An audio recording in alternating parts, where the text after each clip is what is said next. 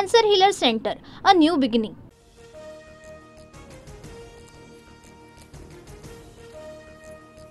प्रयागराजला जाणाऱ्या गाड्या रद्द झाल्यानं नवी दिल्ली स्थानकावर चेंगराचेंगरी. भीषण दुर्घटनेत 18 जणांचा मृत्यू तर 10 जण गंभीर जखमी. रुग्णालयात उपचार सुरू. घटनेची उच्चस्तरीय चौकशी करण्याचे रेल्वे मंत्रालयाचे आदेश.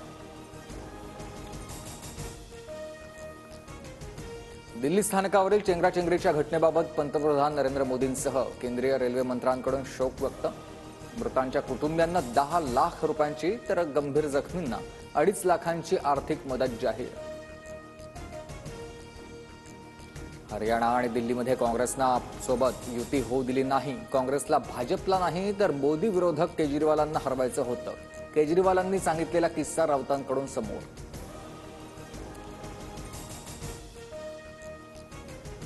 महाराष्ट्रातील जागावाटपामध्ये काँग्रेसनं शेवटच्या मिनिटापर्यंत घातलेला घोळ अनाकलनीय होता. ईव्हीएमपेक्षा अहंकार आणि फक्त आम्हीच या वृत्तीमुळे पराभव. आता दिल्लीतही तेच घडलंय. सामनातून हल्लाबोल.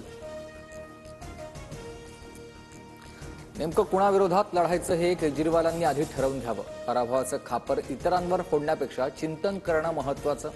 काँग्रेस प्रदेशाध्यक्ष हर्षवर्धन सपकाळांचा केजरीवालांसह राऊतांना सल्ला. फक्त 2 तास ईडी आमच्या हातामध्ये द्या. शहा सुद्धा मातोश्रीमध्ये येऊन शिवसेनेत प्रवेश करतील. राऊतांचं आव्हान. राऊतांनी बांगलादेश हातात घ्यावा. शिरसाडांचं मिश्किल उत्तर.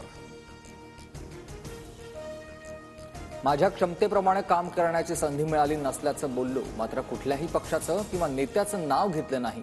नाराजीबाबतच्या वक्तव्यावर भास्कर जाधवांकडून स्पष्टीकरण. कोकणामध्ये पक्षाला गळती लागल्यानंतर ठाकरेंच्या शिवसेनेकडून डॅमेज कंट्रोल. विनायक राऊतांच्या उपस्थितीत आज राजापूरमधील पदाधिकाऱ्यांची शिवसेना भवनमध्ये बैठक. ठाकरे गटाचे वरिष्ठ नेतेही कोकणात जाणार असल्याची माहिती. कृषी क्षेत्रामधील भ्रष्टाचारावरून सुरेश धसांचा पुन्हा धनंजय मुंडेंवर रोख. कापूस, सोयाबीन, तेलबियांची उत्पादकता वाढवण्यासाठी तत्कालीन कृषी मंत्र्यांनी घेतलेल्या निर्णयाची माहिती घ्या. धसांचं कृषी विभाग सचिवांना पत्र. गुन्हेगारांना शिक्षा व्हावी असं धस आधीच बोलले नाहीत. राजकारणी कधी पलटी मारतील हे सांगता येत नाही. सुरेश धसांविरोधात सोमनाथ सूर्यवंशींचे कुटुंबीय आक्रमक. बीडमध्ये मांडवली सुरेश धस धनंजय मुंडे भेटीवर काँग्रेस प्रदेशाध्यक्ष हर्षवर्धन सपकाळांची टीका. राष्ट्रवादीचं महत्त्व कमी करण्याची धसांना सूचना असल्याचा आरोप. बीड सरपंच हत्या प्रकरणामधील फरार आरोपी कृष्णा आंधळेची संपत्ती जप्त करण्याचे बीड कोर्टाचे आदेश. कृष्णाच्या नावावर 5 वाहनं तसंच धारूर आणि केजमध्ये बँक खातं. बीडचे आमदार संदीप क्षीरसागर आणि अजित पवारांमध्ये गुप्त भेट. जुन्नर बाजार समितीत दोघांमध्ये चर्चा सुरू.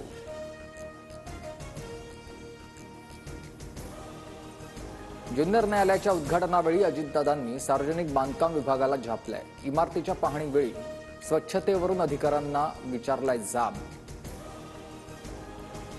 लाडक्या बहिणींच्या उत्पन्नाबाबतचा तपास करण्यासाठी प्राप्तिकर विभागाची मदत घेण्यात येणार. लाभार्थी महिलांचं उत्पन्न, कागदपत्र, जमीन याची तपासणी होणार. 2.5 लाखांपेक्षा जास्त उत्पन्न असलेल्यांना योजनेतूनच वगळणार. सूत्रांची माहिती. कृषी मंत्री माणिकराव कोकाटेंच्या वक्तव्याविरोधात शेतकरी कामगार पक्ष आक्रमक. ठाणे जिल्हाधिकारी कार्यालयाच्या बाहेर कोकाटेंच्या पोस्टरला जोडे मारत निषेध आंदोलन. मंत्रिमंडळातून हकालपट्टी करण्याची मागणी. जात प्रमाणपत्रासाठी 6 एप्रिलपर्यंत मुदतवाढ. सीईबीसी आणि ओबीसी प्रवर्गातील विद्यार्थ्यांना अंतिम संधी. सीईटी प्रवेशावेळी प्रमाणपत्र अर्जाच्या पावतीवर निश्चित झालेला प्रवेश रद्द होऊ नये यासाठी मुदतवाढ. आरोपीला ताब्यात घेण्यासाठी गेलेल्या पोलिसांच्या पथकावर हल्ला करत गोळीबार. 7 पोलिसांवर 100 ते 150 जमावाचा हल्ला तर एका पोलीस कर्मचाऱ्याचं अपहरण. मध्य प्रदेश पोलिसांच्या मदतीनं सुटका. जळगावच्या सराफा बाजारात सोनं 1100 आणि चांदी 2100 रुपयांनी स्वस्त. सोन्याचे दर 85,200 रुपये प्रति तोळा तर चांदी प्रति किलो 96,200 रुपयांवर. पिंपरी चिंचवड पालिकेकडून अनधिकृत बांधकामावर कारवाई. 800 एकर भूभागावरील 4500 बांधकाम जमीनदोस्त आणि लाखो नागरिक बेरोजगार. छोट्या मोठ्या व्यापाऱ्यांचं नुकसान.